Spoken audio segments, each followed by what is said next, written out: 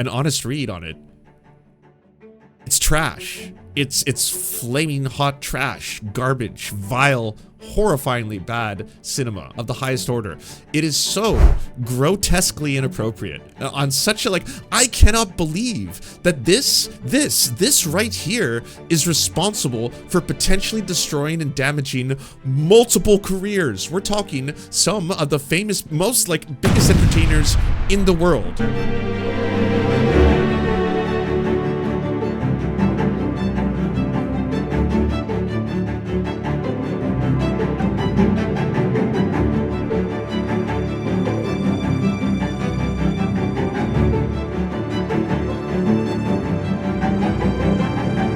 There's a lot of corners of the internet that are going to try and talk about this film, that are going to try and talk about the politics of it, the potential lawsuits involving both the original accusations that Justin Baldoni was apparently acting inappropriately on set, sexually harassing Blake Lively, one of his counter-stars, whereas on the other end of things, he's launched a suit to say that she, in fact, was abusive towards him, that it's been taken out of context, that he actually has multiple instances of proof of her disagreeing to use things like intimacy counselors and stuff like that on the set, and many other people, I'm sure, on both sides are probably thinking, why the fuck should we care at all about any of this? It seems ridiculous. Well, I'll tell you who does care.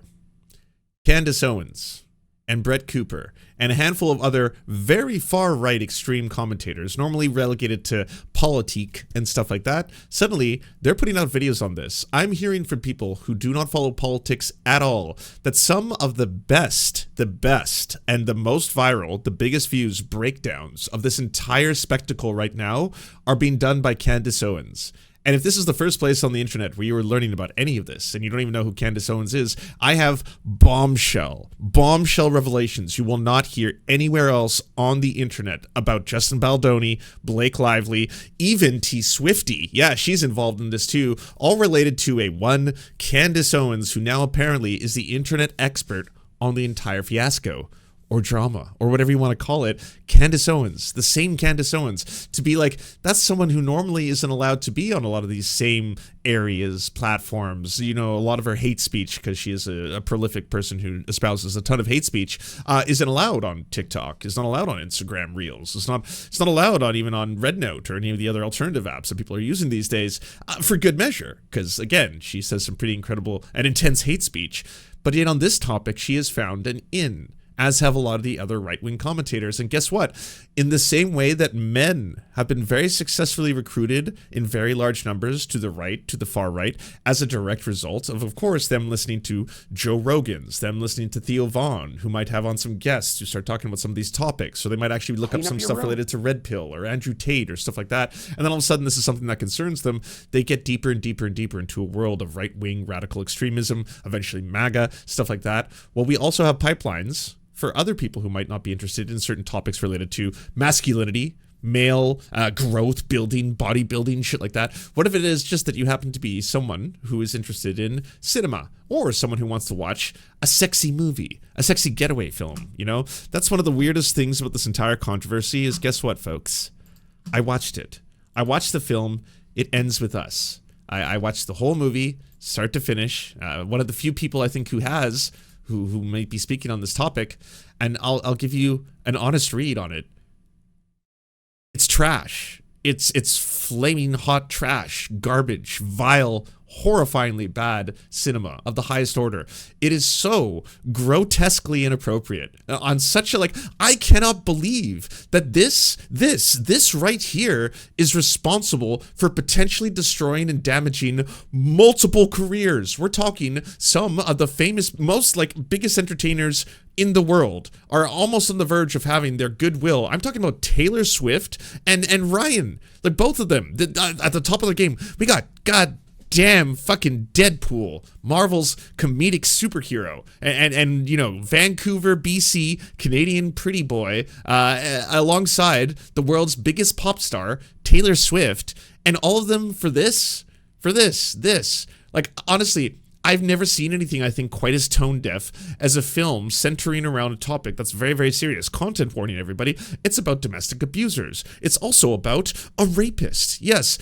It's all done as a sexy romantic thriller. And don't get me wrong, It's not as if the sexy romantic thriller is not its own thing, is not its own genre. I'm going to grant you an incredible thing here, okay? There was a time, say like in the period of the 90s, when it was a very popular genre. Michael Douglas was in not one, but two sexy romantic thrillers. I'm not sure if you remember. Fatal Attraction was one of them. There's also one where is the one in which Sharon Stone like is crossing her legs. Like as a straight man, let me tell you, the raw power of potentially seeing a woman's vagina was so encapsulated, was so powerful that it was one of the most defining moments of all cinema. Basic Instinct. Yes, that moment in Basic Instinct that apparently, according to Paul Verhoeven, had to be filmed in two separate sequences. One, of course, because I don't think that she felt comfortable filming the nudity in front of all those men. So they filmed the men beforehand. So that room filled with like that motherfucker from Jurassic Park, Newman from Seinfeld, is in there literally like pouring sweat. All of them are as they're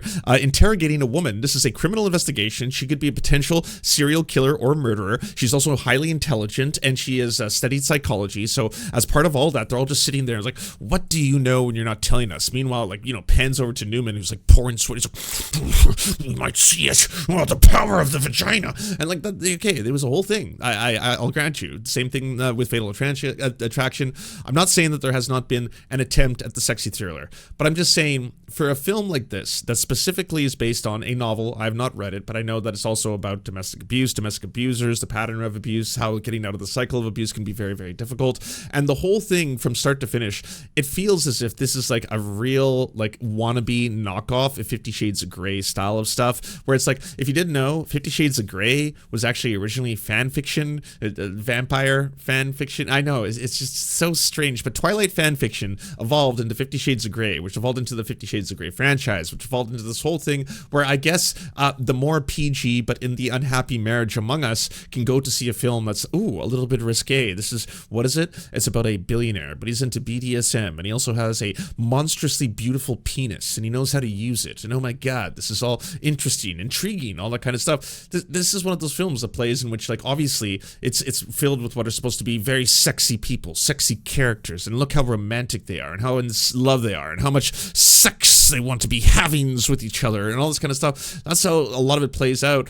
And also, it's about a domestic abuser. It's surrounded a domestic abuser whose abuse they don't even really show you for the first three, spoiler warning here, but for the first 3/4 of the film, they don't even show you the abuse that's supposed to be taking place. It's implied, but it's also not, as in, like, you could believe that it happened, or maybe it didn't. Maybe he was trying to push her down the stairs and murder her, or maybe he just tripped, it cut out, we don't know, like, maybe there was a hot, like, you know, what is it, enchilada or tamale that came out of the oven, and it burnt his hands, and he was like, oh god, and then he turned around, and it's because his hands were in such burns, he decided that moment to commit, again, domestic violence. And then later on in the film, because it's trying to, I guess, on some level, be a little bit artsy there. It's just kind of like, oh, we want you to kind of like relate with the concept of like how you would ignore perhaps the abuse that you're facing and push it into a different part of your body.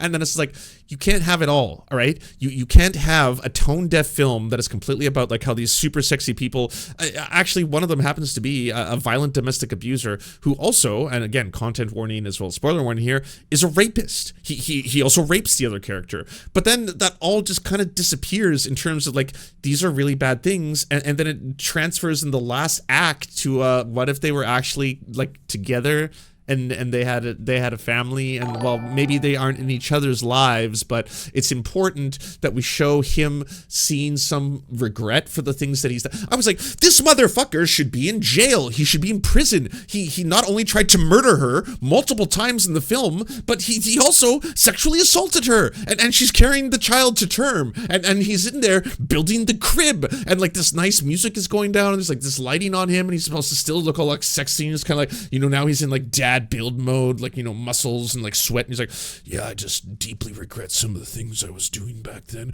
Did you mean the sexual assault and domestic violence and potential murder? Oh my god, what is this film? What is this movie? Why would anyone like make this film and then take it seriously? Like, take it seriously. Like, the fact that anyone could be behind this project, I think, speaks to the character of everyone behind the scenes. And as I'm about to tell you, yes, everything gets wild and twisted in the real world, where all of a sudden, guess what?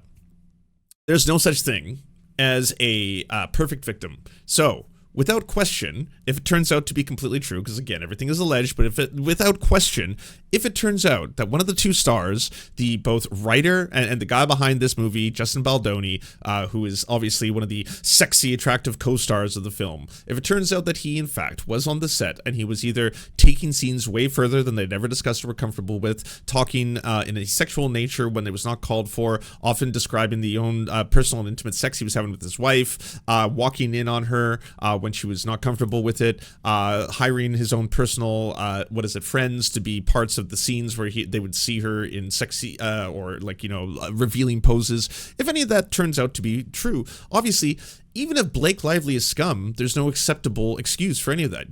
There's no perfect victim. She sounds like a horrifying person. And as the story has gone on, more information came out, and it turns out the other side is horrifying as well. It turns out Ryan Reynolds, Blake Lively, are part of these kind of like Hollywood elites who really take advantage of smaller film crews, smaller film sets. They start to take control over them when people have some kind of maybe a small vision or a project they want to get off the ground.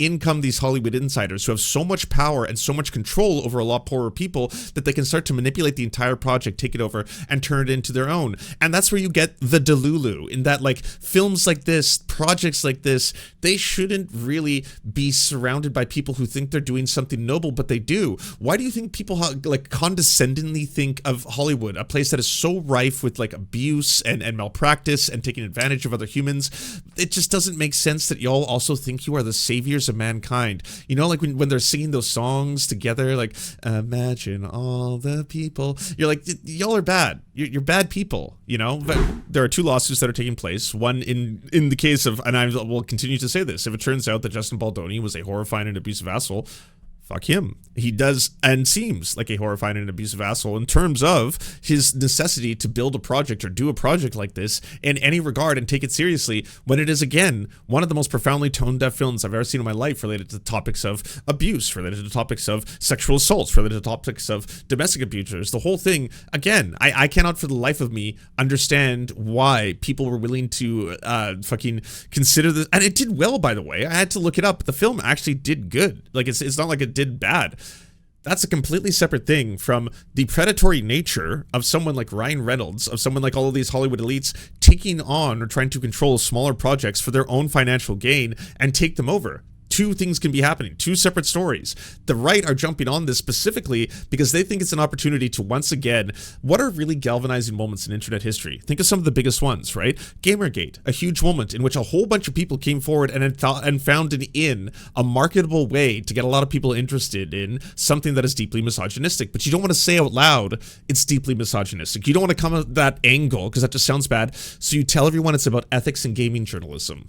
Think of something else, hey, how about that Star Wars film when it came and everyone was like, oh, this is not because we have problems with one of the characters being multiracial or one of the characters being black or a powerful woman Jedi or any of that. This is not that. We're deeply, deeply concerned about how this is actually going to be not canon and not part of the Star Wars universe and woke and oh shit, I said the thing. I said the thing that I said. Oh no. Oh no, I've said a bad thing. Well, these things can be completely part of the story as well that they run with. This is why someone like Brett Cooper or someone like Candace Owens are now, like I said, the foremost authority on the internet on these topics. No longer own our voices. They no longer own truth or our information or our evidence. Welcome back to episode 2 of The Brett Cooper Show. I am so excited about this episode. Seriously, for the last 6 weeks, I've been watching this unfold. I have confidential. Go check that out. There's lots of information in the I knew it was an ad. I'm getting better. I'm getting more sophisticated. Baldoni was the one who first got the option for this book. He had been driving the production literally for years before they even started filming. He was very, very close to the project, and he was nowhere to be found on the press tour. He was the male lead, was the love interest of Blake Lively, and was in no interviews, was not walking the red carpet, and people got super confused. But they thought that maybe there was a reason for it because this film is about domestic violence. And so they thought, okay, well, maybe they're trying to separate these characters and they want us to already get into the mindset of this being an abusive relationship, of them being at odds. So people thought, okay, maybe that's the reason why. But then it just kept going and nobody acknowledged it, and it got weirder because they noticed that she had unfollowed him. And then we started to see a stark contrast with how Justin was promoting the film independently, because he wasn't included in anything else, with how Blake Lively and the rest of cast was promoting the movie. And Blake Lively was doing all of these big, colorful, floral events. She was also simultaneously promoting her new hair care line. mind, she was making this like a chick flick, rom-com, cutesy movie. She was telling everybody like, wear your florals to go see the movie because her character owns a flower shop. Meanwhile, Justin Baldoni contractually took every single interview to talk to. about domestic violence and to talk about protecting women and the importance of telling these types of stories with, very, sincere care. And so then people started to wonder, okay, well, what if they got into a big argument about how the film was going to be released and Justin did not want to be part of this floral... Oh, no, this is sped up. Yeah. See, right now I'm speaking at a normal human rate.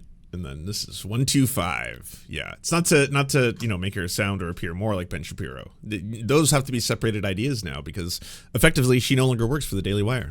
Happy, fun, girly chick flick, and Blake Lively, got everybody to turn against him. So we all thought, okay, maybe it's just in post-production. Oh no, guys, it goes so much deeper. So then a couple weeks after all of that, I really am giving you the full recap. A couple weeks after that, we started to see some leaks. And it seemed like Blake Lively's camp had dropped some allegations that Blake Lively had not been very kind to her on the set of It Ends With Us and that he had fat-shamed her because he asked about her weight. But the thing is, Justin Baldoni has a very severe back injury and there was a scene where he had to lift her up. So he had asked her how much she weighed so that he I think one of the reasons why this has been so captivating for so many people online, for anyone actually following it, and everyone else is just kind of like, I have no idea why the fuck anyone cares. I understand that, because that's my actual gut feeling towards all of this shit. The same thing applied to the entire, Johnny Depp and Amber Heard situation, where at the end of that, who of the two people are still capable of, working, not having their careers destroyed, and are now coming out in more Disney films, right? It's clearly Johnny Depp, and it's something that I didn't want to pay attention to because I was just like, for years, just like, I don't care. He sounds like a scumbag. It sounds like he was abusive. Why is this such a thing? Yeah, look, he lost his trial in the UK. The burden of proof is so much higher in Britain for the very thing that he is trying to accomplish. The judge would have had to look at a lot of the evidence. That evidence pointed towards that he was in fact abusive. There's a difference between, being equally abusive to your other partner versus someone who is, defensively abusive or responding as abuse. This is unequivocally something that a judge looked at and said, yes, he's an asshole. That's as far as this had gone. And now it's gone to America. And it's become a massive thing. It's become a thing that so many people are talking about. And in this case, people are comparing it to that, but this one is actually infinitely changing, not only in the amount of information related to it, but in the court of public opinion, which at one point is like, hey, by the way, here's a situation in which a woman said that she was improperly treated on a set. Not only was she improperly treated on that set, but she actually made Justin Baldoni sign a piece of paper to be able to return to set post the COVID and post the strikes that he agreed to, I think, 17 terms that they were, contractually obliged that would make the set less threatening, such as, not discussing your sexual experiences with your own wife, not showing unrequested photos of your wife's birth, things like that, right? That's just, it's going to be a matter for, again, courts and juries, and unless it gets dropped before it goes to trial, but that's going to be a matter of them to determine. But that has not stopped at all the court of public opinion feasting upon this, especially as more information comes out. And it's like, hey, by the way, did you know that Justin Baldoni actually has a whole bunch of text messages that completely invalidate everything that the other person was saying? Apparently that he was not fat shaming her. He's got a broken back, and he actually told them as much, that he actually did hire an intimacy coordinator, and that it was Blake Lively who refused the intimacy coordinator. Did you see that in that text message? Can you believe that? And then it's like, oh wait, no, things have escalated once again. Hey, look, now there's a countersuit because apparently the character of Nice Pool from Deadpool, from the movie Deadpool and Wolverine, was actually based on Justin Baldoni, and it was a way of backstabbing him. And then I was like, wait, what to what? This is getting so silly that no, I'm sorry, I refuse to believe this. There's no world in which Ryan Reynolds, even at the power that he has, was able to manipulate a Marvel script for the Disney Corporation, something that is so fucking high end, and obviously Disney holds the keys of this coveted franchise. They don't want this smoke. No one wants this shit. What are we doing here? Why are we talking about this garbage? Do you think Disney wants to deal with this? But it's like, was he subtle about it? Was he actually hiding the fact that he was secretly, making fun of him through his character? And you're like, wait, what? What? The man bun of the Nice Pool character was supposed to be Justin Baldoni, and the fact that Nice Pool has a deleted scene credit where he talks about how if he wanted to really like make money, he would become a male feminist podcaster. And it turns out that Justin Baldoni's real day job before he started getting into films is a feminist male podcaster. What is going on here? And then the next day, it's going to be like, oh, well, if you think that was wild, something else just dropped. Justin Baldoni just built an entire website where he's got receipts on everything. It's his receipt site. So if you go to the receipt site right now, you can see his receipts from every single... Now there's a phone call. There's a what? There's a leaked phone call. Yeah, and in that leaked phone call, it's like 2 a.m. or some shit, and clearly Justin Baldoni is calling Blake Lively at a weird hour, and you're like, that is really weird. This message sounds super weird. Why is he calling her at 2?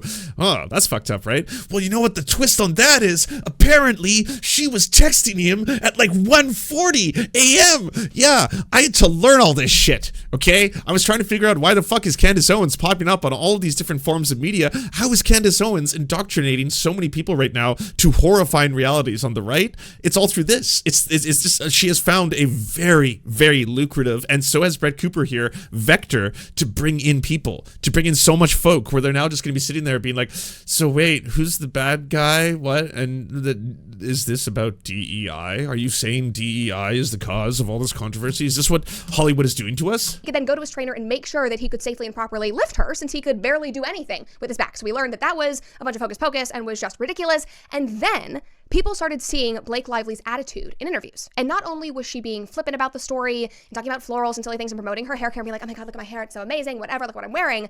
But they started just to see that she was not kind to... I need to take notes faster. It's just like, it's an overwhelming amount of information. And when you see like if you watch the Candace Owens videos, you can see why she's been able to, again, monetize this so well, because there are so many details constantly changing. But she doesn't have the same underlying principle that I think anyone who is looking at the situation should have, which is this: that there's no such thing as a perfect victim. And that Blake Lively and Ryan Reynolds, it sounds like for a long time, outside of this, they're scumfucks. I don't really care about the lives of celebrities, so I don't sit here being like, you know who really sucks? This person. I don't like this celebrity. Yeah, most of them are scum. They sound like scum. Apparently the two of them got married on a plantation. I kid you not. Like, and they were aware that it was a plantation. It's, I don't know, seems like something that you would want to tell someone else, or at least if someone's like, what do you think of the location? It's beautiful, honey. It's where our dreams will come true. Is there anything we should know? I mean, is it haunted? Is it haunted? Well, I don't know, unless you count the ghosts of slaves. Sorry, what? Yeah, this is a plantation. This is where human beings were owned as property and tortured. That's what took place here. On the plantation. It's a plantation. Horrifying. Yeah, I know. I mean, the nightmares of simply being on this ground. Did you want to know how much the deposit is, though? And then it's like, but you went through it. You did it. You went and you got married and you went onto a plantation. So how about that? That doesn't change the fact that, like, it doesn't matter whether or not you are on a set that you are not going to be susceptible to perhaps abusive practices. There's a lot of problems with these kind of sets specifically. Like, watch Legal Eagle video on this entire topic. He just stays on the actual legal, not the court of public opinion, not the drama. Did you hear what he said, she said, all this kind of stuff. Just that, like, from a worker's perspective, and this is honestly how you should be regarding these things, these are sets. And on these sets, there's a lot of concerns that have to come up, specifically for women who have to be in intimate scenes, and how those sets are going to be treated. And this is where a lot of these problems usually come in. Is there going to be an intimacy coordinator? Is there going to be one that they both agree upon? Is there going to be any pressure for someone to have to find an intimacy coordinator that they actually want to work with on that day? Who's going to be on the set at the day of they're going to be filming sex scenes? If there is going to be multiple sex scenes, are the characters nude? How nude are they? Have you agreed upon how much physical contact the two characters are going to have with each other in the set? Like, these are very important topics. That is a very important aspect, and there is a lot of people within this industry who get taken advantage of on every single level. It is a very predatory industry. Like, you have to work your ass off sometimes just to get inside, and that's before you get into the union. Once you get into the union, you get better protection, better meals, better hours, better everything. So yes, unionization and unions are awesome. Worker power, super great. But all that being said, along the way, there's going to be so much shit that you have to deal with. And the really striking thing about all that is that, of course, there's going to be situations where the people who are abusing other people, or the people who are abusing people in general, they could be abusing people who are also pieces of shit. In the case of Blake Lively, I'm not here to defend Blake Lively and be like, Blake Lively is the hero that this generation is calling for. But it's like, even if she's doing stupid stuff in your eyes, or shitty things in your eyes, like, she marketed the film in a way that I feel is irresponsible, because she said, what about a girls' night and stuff like that? And then it's like, she was contractually obliged to market the film in that way. And like, honestly, if you look at the legal eagle breakdown of the entire situation, he just gets to the raw facts, which is there's unquestionably an agreement that was signed between the production studio, between Blake Lively and Justin Baldoni, and of that production agreement, there was a stated list of concerns they said they were going to address that were of, sexually abusive nature in order to continue production. That's just like, these are some of the facts. Whether you want to get into the details of the he said, she said, it seems like their texts are really lovey-lovey. I speculate that perhaps Ryan Reynolds was secretly in love with Blake Lively. No, sorry, they're married. I mean, Justin Baldoni made Blake Lively fall in love with him. She had a crush on Justin, and so Blake Lively, who had just had a kid, was secretly having a crush on Justin Baldoni because, fuck, look at him. And so, like, just being in proximity to him, he and her started having the secret relationship, but then Justin couldn't go on with it because he's a good guy and a feminist and he's noble. So because of that, what actually happened is Ryan Reynolds caught wind of the entire thing, and then along comes Ryan Reynolds out of nowhere. He's like, I have all this power. We are best friends with Taylor Swift. These are my dragons. We are now the mother of dragons. I'm going to do my nice pool character and I'm going to secretly make fun of him, and then I'm going to weave that into the Deadpool movie. Well, you kick him out of the film. We strong arm him. We take over the project, and then when it's released, the two of us will have and coalesce all of our Hollywood powers together, and we will own all of the Hollywood. We will become the Omega stars. And then, of course, Blake is like, yes, whatever you say, Ryan. The plan is sound and concrete. And they tried to do this whole thing, but if it wasn't for a handful of these internet people, sleuths, who are capable of going through the crumbs and seeing the secret coding messages and finding out who did what to whom and when they did it and all this kind of stuff. And like, at the end of the day, it's like, okay, sure. Maybe there's an awesome ass. Like, this feels to me like Alex Jones for people who enjoy like a glass of Chardonnay at around 12:30 p.m.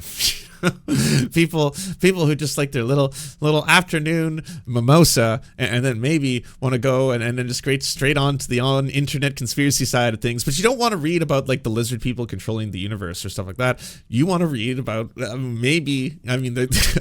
certainly could be some deep and ridiculously complex Hollywood cascade of conspiracies that have worked on behind the scenes here, and every day more gets revealed. Us can pour our hatred in either direction at any given time while we wait for an actual trial to take place. And that's the thing. All the speculation is taking place while discovery is going on behind the scenes. If this goes to trial, and they effectively, both trials are going to go through, again, the burden of proof is very, very high when you were doing libel suits on the behalf of, say, Justin Baldoni suing the New York Times and suing, Blake Lively, and Blake Lively trying to, push for damages that she received as a result of a variety of different things, the mistreatment of her on set, whatever that turns out to be. As their discovery grows and grows and grows, people now get to sit behind it and then speculate. That's all. It's the economy of speculation, or the speculation economy. We'll call it the speculation economy. That's what it is. People sitting there turning on their mics and being like, whoa, you'll never believe it, a new bombshell just dropped, a huge bombshell. No one's talked about this before, but stick around, hit like, subscribe, make sure you give the thumbs up, write down in the comment section why you think that I am wrong or right or whatever the algorithm requires at any given time, and then I will reveal the bombshell. Are you ready for the bombshell? Interviewers. Like, she was very cold, she was very sarcastic. One of the interviewers asked her, if a audience member, if a viewer is very impacted by this story, has a personal experience, like, should they come up to you and talk to you? Like, how should they approach that? Because this is a very, personal story that's going to impact a lot of people. And Blake Lively took that question, and we can roll the clip, but she basically...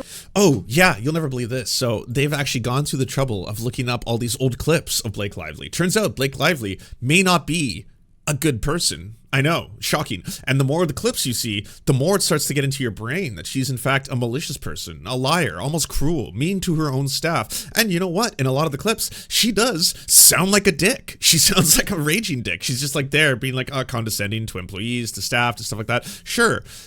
Again, that doesn't change the fact, like, the events of the story, the reality that someone could have been abused, and any of that. It doesn't get you to the trial. It doesn't get you past the point of any real evidence. It's all speculation for the court of public opinion, and it's internet fire. My word, to be watching the numbers that Brett Cooper, this is her second video, okay? She went from having people being like, I wonder what Brett Cooper is going to do, her own YouTube channel. Of course she's going to do her own YouTube channel. Her YouTube channel already had like 500, 700,000 subs. She releases that first video, and her first video was basically like, the right needs to stop canceling across the board. I know that we do a lot of cancel culture. It's our favorite thing. We love canceling.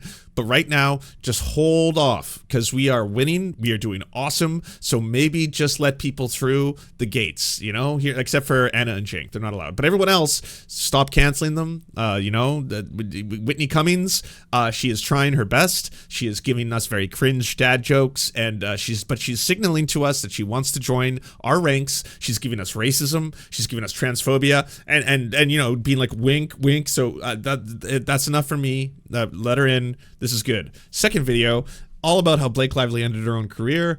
2.7 million views already. Incredible. And again, going through a lot of the same things, going through a lot of the speculation, going through a lot of the, hey, by the way, did you know, oh, we're at the nice pool part. Pool gets killed, and he gets killed by Lady Pool, who is played by Blake Lively. You can literally see her blonde ponytail, and better yet, he gets killed in front of a flower shop. Remember Blake Lively? Wear your florals, everyone, because her character is a florist who works at this floral shop. All of the signs are there. So suddenly people are connecting the dots and they're going, oh my God. So they were literally making fun of him on screen. They were trying to push him out of his own production. They hated him. They're literally bullying him on screen. And that just shows the power of social media because they brought up all of these points. And then Justin and his team added that into a second lawsuit. Well, now actually we're on the third lawsuit of this entire scandal, but the second lawsuit from Justin's team. And guys, what was happening on social media was seriously a machine that could not be stopped. Like, it was faster moving. It was more ferocious than what we saw this summer when Blake's reputation was first destroyed. And all of that is super interesting to me because this kind of social media momentum, this, you know, internet sleuthing that is happening throughout the scandal is actually relatively new in the world of PR and okay, so like I said, a lot of the same shit that you saw, a lot of the same tactics that have happened to other events in internet history are happening here simultaneously. Same things with Gamergate. You were seeing like what used to be relegated to forums and forum posts are now into subreddits and 4chan threads, which are now into Twitter tweets and long tweets and you know, video essays and small endless amounts, millions upon millions upon millions of small short form video TikToks being posted about this kind of stuff, where everyone is trying to collaborate and collect all this information. And it's all speculation is the other part. I want everyone to remember that outside of hardcore evidence, like, oh, this tweet that was released at this time, or this text message here sounds very juicy. It sounds like, if you look at someone else's text message and you're surmising based on what you see, and you look at it, you're like, that does kind of sound like could have been a code word for the D. You know what I'm saying? Like, I'm just saying, like, when you look at those words that, you know, Blake is texting, sounds like she's actually maybe kind of horny for Justin. It definitely seems like she liked him and had a crush on him. From that, I could probably speculate that probably Ryan Reynolds, because he does have, like, you know, the Canadianness in him that makes him predisposed to being a cuck. So basically, because of his cucked Canadian insecurity, he came along to the situation, and then he was like, oh no, and then he wants to take control of everything, and then they put it into the Deadpool character, and then that's kind of what we're getting. And then obviously there seems to be a huge hatred, and there has been for a while, of Disney by the right, okay? And I hate Disney for completely different reasons. Reasons that I think are a lot more valid. Like, they hate Disney because they hate gay people, and they hate trans people, and they hate black people, and they hate women. That's basically it. So they call all that stuff woke, DEI, bridge, all that kind of shit. That's their little code words for them being able to use slurs. Whereas I don't like, you know, their unfair hiring practices, their extension of copyright, and basically their monopolization and coalition of basically all entertainment and media into the hands of a very small amount of CEOs and billionaires who are trying to control the planet, and we're not going to have other forms of entertainment. So I get hating on Disney. Absolutely. Disney fucking sucks. I also get hating on celebrities. Celebrity and celebrity culture and this whole god worship of celebrities also fucking sucks. So I see you there. But it seems like this is a viable option to weaponize a lot of underlying feelings that are going on, which is this idea that at its very core here, is this about a woman who lied, or a woman who exaggerated or made up potential accusations of sexually inappropriate behavior.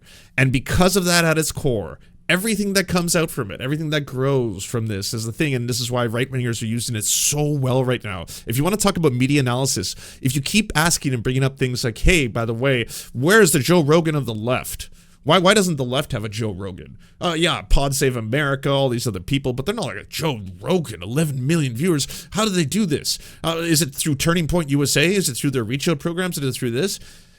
No one is paying attention to stuff like this, where people who are not politically tapped in suddenly are watching some of the most viral commentators on this, and no one else is like not only pushing up, putting anything in the opposite direction of them. Candace Owens being one of the biggest voices on this, it's been the majority. If you go to Candace Owens' channel right now, it's the majority of her content is video after video after video talking about this. She's pumping out content on it on a daily basis. Like one of the ones she put out was just 2 hours ago. It's already at over 500,000 views. And that's just the live stream. That's not her uploading an edited video.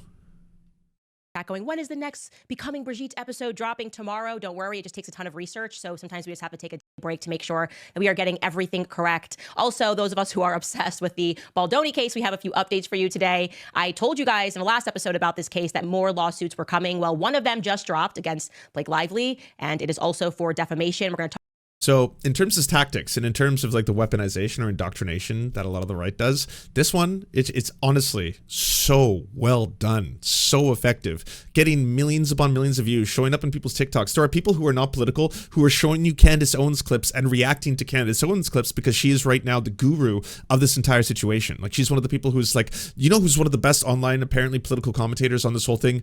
Candace Owens. And when I hear that, I'm like, Candace Owens, that's an extremist. That is someone who is so intense. I can't believe that they've somehow found a corner of the internet where they're completely normalized. No one thinks of the extremism of Candace Owens when it relates to Justin Baldoni and Blake Lively. Then this is just hot Hollywood gossip. Talk about that, but Taylor Swift and Ryan Reynolds, who has been named in one of the suits. So I wanted to... Oh yeah, I guess the Taylor Swift angle is the other reason why the right is so obsessed with this, because that pulls this whole thing in. So how does Taylor Swift become a part of this entire strange fiasco conspiracy? Very simply put, Taylor Swift is really good friends with Ryan Reynolds and Blake Lively. And in that corner of the internet where people believe legitimately that this is part of a larger conspiracy where Ryan Reynolds and Blake Lively teamed up together to take over control of this production in order to do whatever they wanted with it. And when they felt that they weren't getting enough control, they started like saying, hey, by the way, you have to have a meeting with the mother of dragons and her dragon children or whatever, referring to, of course, Blake Lively and her dragons being other super powerful Hollywood celebrities. That's what the whole thing was code word for, you see. A lot of like inference, a lot of people being like, this is code for this, I suppose. Anyways, there was a real meeting where Justin Baldoni went to the house of both Ryan Reynolds and Blake Lively and met with Taylor Swift.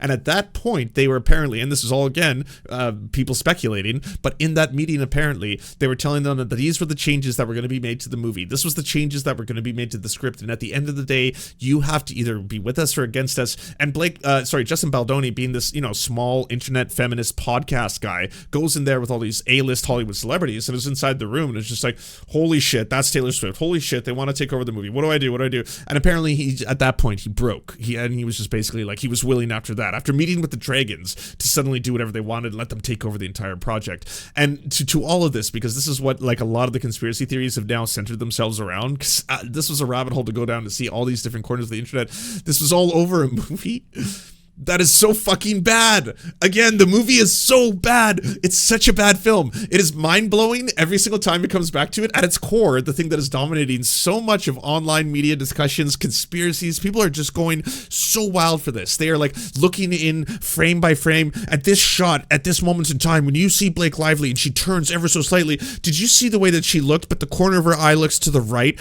at that worker on the floor? Was that because she had told her to get on? Like that level of delusional, where you're just like, oh my God, like, please, for the love of Christ, get a job or do anything. Like, just don't dedicate your every waking moment to this point in history. For what? That's what I say. For what? Like, what? Everyone, the holy grail that is this film, that is such a piece of, it's such trash. It is such an inappropriate film. It's the kind of movie that like I would recommend as being a so bad it's good movie, except for the fact that it's so wildly inappropriate. It's probably not appropriate to even ironically laugh at the film, because you're sitting there in scenes where it's just like, so the cast is actually pretty incredible. I can't believe so many actresses and actors that I love so much. I love Hassan Minhaj. I don't know what he's doing there, but he's there. And then I love the woman, she plays Mona Lisa in Parks and Rec, but she's the sister of Justin Baldoni in the movie, and she's got the scene. It's so darling when she finds out that her brother is actually this like horrifying abuser, that she's like, well, you know what, if you didn't do anything about that, I wouldn't be friends with you. And it's weird and strange. Like, sure, you could enjoy, I guess, parts of the film for who's in it or who's supposed to be like the main cast, but like, It's so bad. It was so painfully bad. Honestly, the fact that Lance actually watched the movie, I'm so sorry that he did that. If you do not watch it if you don't have to, because it's not, again, it's not one of those movies that's like, it's so funny start to finish. It's not. It's so long.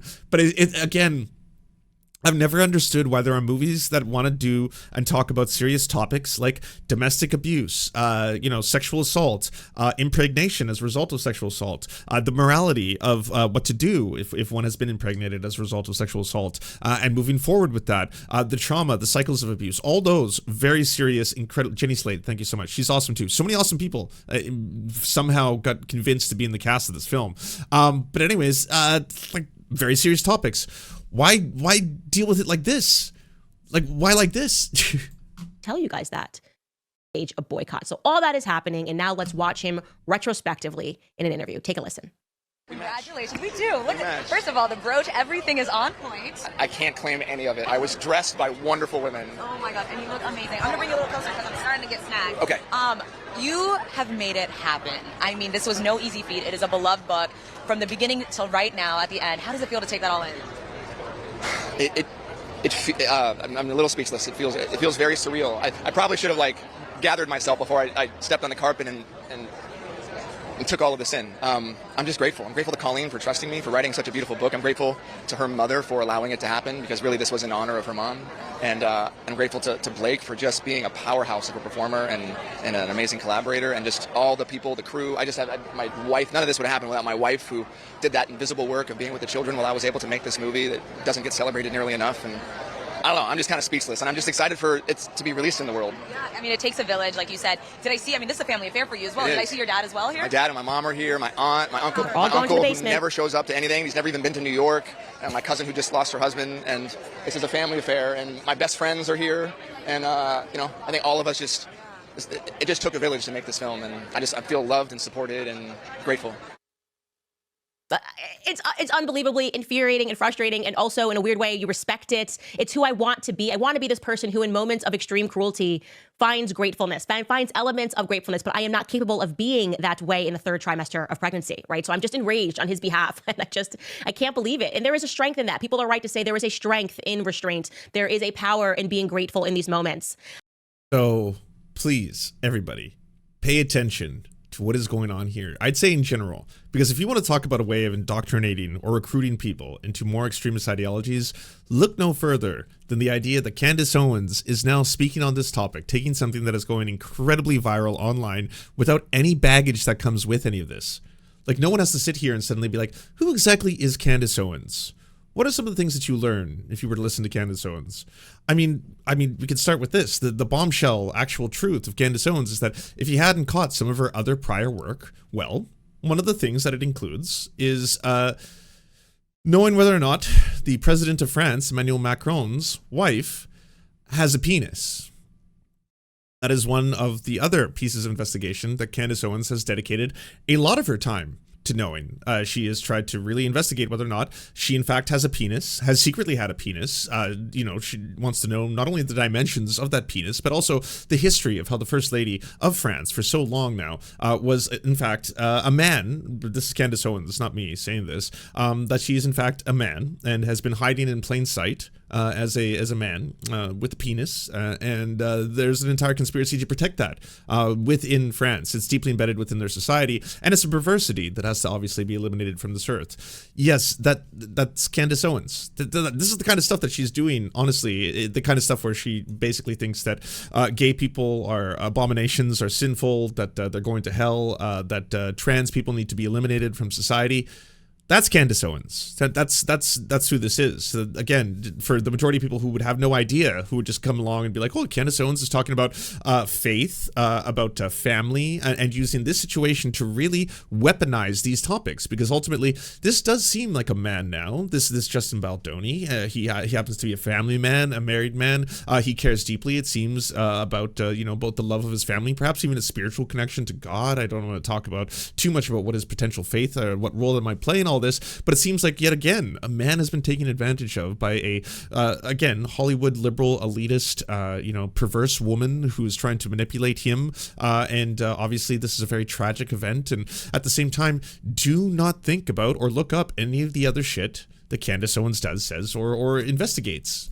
Like, Candace Owens has entire pages, by the way, for people who need, like, primers. There's Wikipedia articles. There's obviously Rational Wiki's collection of stuff. Owens' rhetoric may carry grave consequences. The mass shooter, the Australian white nationalist terrorist who shot and killed 50 people at the Al Noor Mosque in Linwood Islamic Centre in Christchurch, New Zealand, named Candace Owens as the most significant influence in his manifesto. Her response, a weak attempt to distance herself from the shooter and a do-no self-reflection on her part of potential radicalization pipeline while blaming the left for daring to associate her with one of those attacks, even though the shooter has associated his motives with her.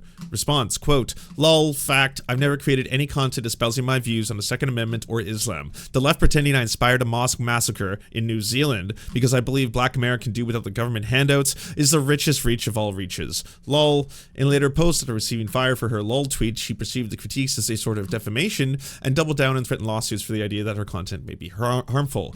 To be clear, we've played the Candace's Hitler game. We played the Candace's the anti-rape victims game. If the media attempts this Candace inspired a mosque shooting in New Zealand bit, they'd better lawyer the fuck up. I'd go full Covington Catholic lawsuit. Try me. Owens' greatest hits. She thinks the welfare system and public education are, quote, socialism, and for that reason they should be eradicated. However, she does not believe this to be the case with the fire department. She attacked journalists for attacking Charlie Kirk, for falsely attacking Candace's parents and sisters for being alcoholics on welfare, respectively. Think about that for a moment. She's against welfare because she has cousins who are on welfare and they are her closest family members. It doesn't make sense to us either. She turned down $1 million contract in order to stay with Turning Point USA because she is loyal to Charlie Kirk.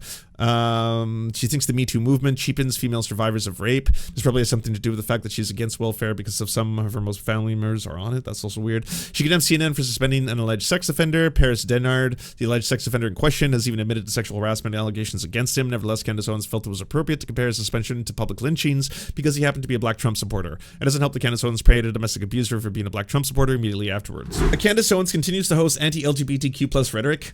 Mid-June, Daily Wire host Candace Owens faced suspension from YouTube for violating the platform's terms of service with an alleged second strike reportedly related to hateful and derogatory content. After Owens and her colleagues responded to denouncing the platform, Candace Owens returned to YouTube with severe anti-gay rhetoric. YouTube's terms of service prohibit posting content that incite hatred against individuals or groups based on characteristics that include gender identity and expression of sexual orientation. Additionally, YouTube community guidelines specifically says that 3 strikes within a 90-day period could result in the removal of a channel from the platform, and according to YouTube monetization policies, ad revenue is contingent on compliance with community guidelines. However, despite the actions YouTube has taken to penalize her for violating the terms of service, Owens has continued to post content that appear to violate the platform's hate speech policies. Additionally, the episodes of Media Matters has identified as containing potentially violate content are both being monetized. And this is one of the other problems too, is that Candace Owens basically pushed for and excavated as much content as she could while working for the Daily Wire that was as homophobic, as transphobic, as queerphobic as possible. And she just pumped that all out there. And now that that's all out there and it's honestly one corner of the internet that she's obviously excavated a lot of attention from and commodified and made a lot of money off, why not move over to, say, talking about celebrity gossip? And it doesn't have to be celebrity gossip in the, hey, by the way, I'm talking about the celebrity gossip because these people are Satanists and they happen to be gay and they're violating the sanctity of our Lord God. No, it could be like, hey, here's a very popular topic, Blake Lively, Justin Baldoni. I'm going to get to the heart of it. I know a lot of people are really angry about this because it seems, once again, we have a case of a woman lying about her potential abuse. And you know how some women do that. And then we have to really talk about this. It's important. And then bring a whole bunch more people in. And a whole bunch more people are going to be like, okay, well, I don't know anything about Candace Owens, but it sounds like she has a lot of really interesting takes on this topic and is very well educated on the subject. Let's hear it, you know? And like one topic at a time just said, let's hear it for the gay Satanists as well. Don't let this happen to you. Go to serfscoffee.com to order the only end-to-end owned indigenous coffee company that delivers blood-free, conflict-free, and cruelty-free beans right to your door. 0% of people who drink serfscoffee.com have exploded spontaneously. By ordering right now, you get 10% off plus free shipping, and it's the best way to enjoy delicious coffee while not exploding. That's serfscoffee.com, serfscoffee.com. Watching everyone, this independent series is made entirely possible thanks to our patrons. It was produced by Anna Loves Riley, Arian McCarthy, Bobby Lasers, Cheryl Alvarez, Comrade Junkie, Doug Caddy, Everything Important, Hagbard Celine, Jimmy Sombrero, Multimondi, Omni, Political Papi, Preston Kroll, Quiet 185, Richard Bohem, Riley and Anna, Roller Dragon, Cernicus, Stellar Gwyn, Sebastian Demmel, and Words Greenwood. not to mention all the other patrons we now see on screen. We couldn't have done this show without you. If you can help support the show, please check out patreon.com/the Serfs to unlock bonus secret episodes as well as get the content before anyone else.